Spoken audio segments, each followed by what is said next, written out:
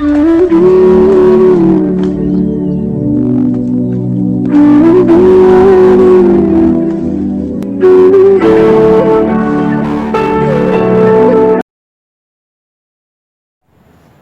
जब भी हम नामुराद बीमारियां जो कभी ठीक नहीं होती और कभी सोचा भी नहीं होता किसी ने कि मैं ठीक होऊंगा, ऐसी बीमारियों का जब हम इलाज बताते हैं आयुर्वेद के द्वारा, योग के द्वारा, या कोई प्राकृतिक चिकित्सा या कोई ऐसा उपाय जो बहुत कारगर है, जो हमने आजमाया हुआ है, तो हम अगर जब बताते हैं कि इससे इसका इलाज हो जाएगा, तो कई कई बार विरोध भी होता है। विरोध इसलिए करते हैं कुछ लोग, उनकी मानने में नहीं आता शुरू शुरू में कि क्या इससे ये हो सकता है, तो वो फिर शुरू शुरू में उस चीज का क्रिटिसाइज करते हैं कि नहीं ये झूठ है, ऐसे कैसे हो सकता है, मैं तो इतने 1000 रुपए की दवाई खाता हूं, मैं तो इतने साल से ये कर रहा हूं, तो मेरे को इतने साल से गोली लगी हुई है, आप कैसे कह सकते हैं कि इतने दिन में ये ठीक हो जाएगा।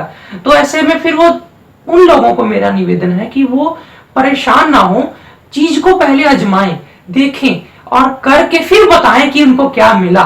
कई बार बहुत ज्यादा जिसको हम जटिल समझते हैं कोई ऐसी बीमारी, वो भी कोई आयुर्वेद के छोटे से नुस्खे से ठीक हो जाती है। तो आज इसी एक छोटा एक बहुत जटिल प्रॉब्लम के लिए, बड़ी नामुराद बीमारी के लिए एक मैं छोटा सा प्रयोग लेकर के आया हूं आयुर्वेद का, जिसको करके आप अपने अस्थमा, जिन लोगों को भी सांस की तकलीफ है, दमा है, सांस चढ़ती है और दमा जिसको बोलते हैं, सांस घुटता है, इनहेलर लेते हैं, खासकर आज की वीडियो में इनहेलर जिनको हम छुड़ाना चाहते हैं, मैंने ऐसे सैकड़ों लोगों पे काम किया है खुद, और हजारों लोगों को मैंने अपने क्लासेस में आने वाले लोगों को, कैंप्स में आने वाले लोगों को बताया है कि आपने कैसे अपनी ये अस्थमा के लिए जो इनहेलर आप लेते हैं छुड़ाना है।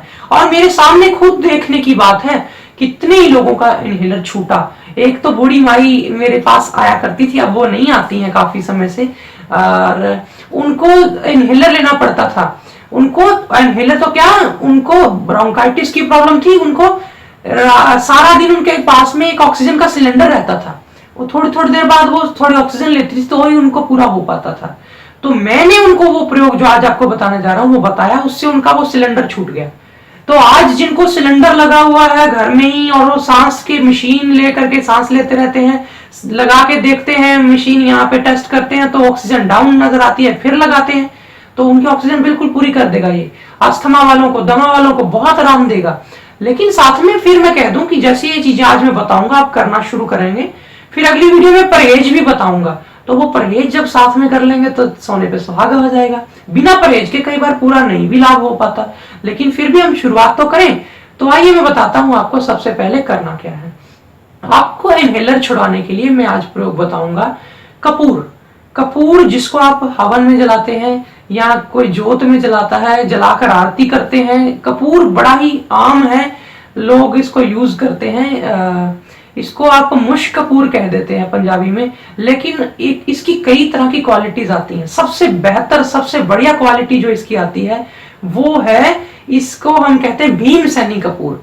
कच्चा पक्का कपूर दो तरह का होता है, कच्चा कपूर थोड़ा ज्यादा बढ़िया होता है, तो उसी को हम भीम सैनी कपूर कह देते हैं।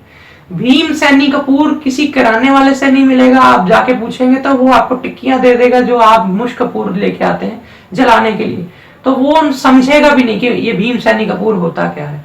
भीम सैनी कपूर आप जाएंगे अगर किसी पंसारी वाले के पास, वो आपको बताएगा कि भीम सैनी कपूर क्या होता है, और वो देगा भी अगर वो ईमानदार है। तो वो हर किसी जो मिलावट नहीं करते या अच्छा सामान बेचते हैं वो रखते हैं।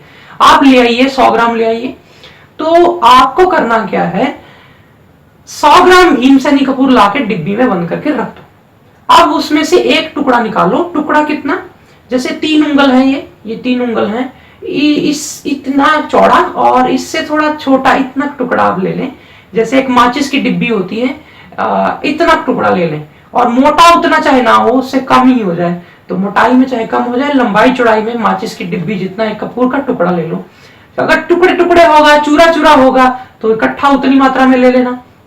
उसको हाथ में रखना, हाथ में रख के ऐसे कर लेना जैसे एक आपने देखा होगा भांग, चरसा, अफीम, नशा करने वाले लोग ना, छुप छुप करके ऐसे सुल्फा पीने वाले, वो लोग ऐसे ऐसे करके कुछ पीते रहते हैं, बस उसी तरह आपने करना है। ऐसे उसको कपूर को रख लेना है। हो सके तो कपड़े में पतला जालीनुमा कपड़ा या मलमल का कपड़ा, उसमें वो सारा बांध लेना, उसमें रख के ऐसे उसको पुड़िया बना लेना उसकी, उसको हाथ में रखना ऐसे और नाक के आगे लगाना, नाक के आगे लगा के सूंघना, सूंघना है, एक बार इनहेल करना है, लंबा सांस लेना है। जैसे आप लंबा सांस लेंगे फिर आपके अंदर सांस गया, अब उसको बंद कर लेना है, सांस बाहर छोड़ देना है, फिर नाक के पास ले जाके फिर सांस लेना है, फिर इसको बंद कर लेना हाथ को, फिर सांस बाहर छोड़ देना है। ऐसे आपने 8-10 बार करना है, करके उसको फिर डिब्बी में डाल के बंद करके रख देना, क्योंकि खुला अगर कपूर पड़ा रहेगा, कपूर तो वो उड़ जाएगा धीरे धीरे, तो आपने उड़ने नहीं देना, उसको बचा के रखना है। हालांकि आप थोड़ा बहुत 2-4 टुकड़ियां, इतना 50-100 ग्राम कपूर एक कटोरे में डाल के, किसी कांच के चीनी के कटोरे में डाल के कमरे में भी रख दो, उससे बीमारियां कम आती हैं। और वैसे भी दमा के रोगी के पास तकिए के नीचे छोटा सा टुकड़ा कपूर का रखो तो बहुत ही अच्छा। बुखार है या वायरल हो रखे हैं, उनके पास कपूर का टुकड़ा रख दो, थोड़ा सा अच्छा है। कपूर ठंडा होता है, कपूर हल्का होता है, थोड़ा तीखा होता है, इसकी तासीर जो है ठंडी है, तो ये फिर भी अस्थमा में काम आता है, फिर भी दमा की इनहेलर छुड़ा देता है। क्यों? क्योंकि मैंने देखा कई बार, आपने भी देखा होगा, अमरनाथ की यात्रा पे जब बहुत ऊंचाई पे कभी कोई लोग चढ़ते हैं, यात्रा करते हैं, जाते हैं, देखते हैं, जो लोग पर्वतारोही हैं या पहाड़ों पे ज्यादा जिनका जाना रहता है, वो अपने पास कपूर रखते हैं। क्यों रखते हैं? कपूर जहां पर ऑक्सीजन कम हो जाती है वहां पे सूंघने को देते हैं कि ऑक्सीजन मिलती है इससे, कपूर से, तो ये ऑक्सीजन का भी काम करता है। जिनको भी सांस रुक रहा है, ये जो ब्रोंचियल, जो ब्रोंकियल बोल देते हैं, ये ट्रैकिया और ये सारा जो ट्रैक है, ये जो वीक हो जाता है, सांस भरने में नॉस्ट्रिल का जोर ज्यादा लगता है, तो वो इसको भी स्मूथ करता है। ये इसको दिन में आपने सूंघने वाला जो प्रयोग है 10-15 बार करके डिब्बी में रख देना है, फिर दोपहर को कर लेना है, फिर इसी तरह शाम को कर लेना है, रात को कर लेना है। पहले 1-2 दिन आप 3-4 बार करो, अपना इनहेलर तो पहले ही दिन से छूट जाएगा। मैं गलत नहीं कह रहा, आपको अपने पास इनहेलर रखना है, लेकिन अगर बहुत जरूरत पड़ी तो लो, लेकिन नहीं अगर पड़ी तो इसी से काम चल जाएगा। और मैंने देखा इसी से इनहेलर का काम हो जाता है। इनहेलर का काम भी यही है ना कि वो स्मूथ करता है, आपके ट्रैक को सुकून पहुंचाता है, ये बहुत एकदम इंस्टेंट रिलीफ देता है। तो ये कपूर का जो इनहेलर है, ये आज से आप लेना शुरू कर दें, लेकिन इसको ज्यादा नहीं लेना, 4-5 बार से ज्यादा लेंगे तो ये भी नशा है एक तरह का। लॉन्ग टर्म जैसे आपने 2 साल ले लिया तो ये नशा है। हाँ, थोड़े दिन, 15-20 दिन, 25 दिन लिया, फिर धीरे धीरे इसको 5 बार से 4 बार पे लिया, 4 बार से 3 बार पे, 3 बार से फिर 2-3 दिन बाद 2 बार, फिर दिन में 1 बार, फिर 1 दिन छोड़ के, फिर हफ्ते में 2 बार, ऐसे इसको घटाना होता है धीरे धीरे, 2-4 महीने लेके धीरे धीरे बंद करना होता है। तो ये इतना बढ़िया है इनहेलर छुड़ाने के लिए, अस्थमा और दमा वालों के लिए। और फिर ये कोई नुकसान नहीं है, कोई साइड इफेक्ट नहीं है, आप इसको आराम से कर सकते हैं। खांसी में, बलगम में, कफ में, हार्ट पेशेंट की सांस उखड़ रही है, उसको भी करा दो चाहे, उसको भी बहुत आराम देगा। सांस उखड़ रही है बेचारा, कई बार वैसे ही सीढ़ियां चढ़ के बुजुर्गों को सांस चढ़ जाती है, आपने देखा होगा, आप यात्रा टूर लेके जा रहे हैं, वॉमिट आ रही, उल्टियां आ रही है लोगों को, उनको बोलो थोड़ा सूंघ ले तो वॉमिट नहीं आएगी।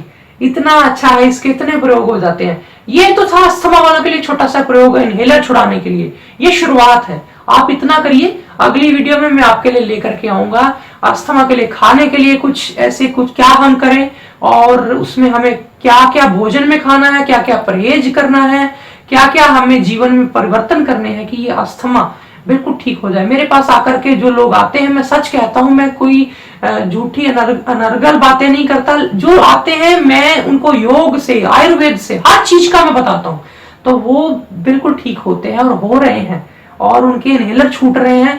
आपका भी छूटेगा, पक्की बात है। मैं परमात्मा से प्रार्थना करूंगा आपके लिए, आप सबको भी ये चीजों से अवगत कराओ, अपने पास मत रखो ये चीजें, आपको पता चली हैं या आपको फायदा हो रहा है तो औरों को बताओ। आज इतना ही, नमस्कार।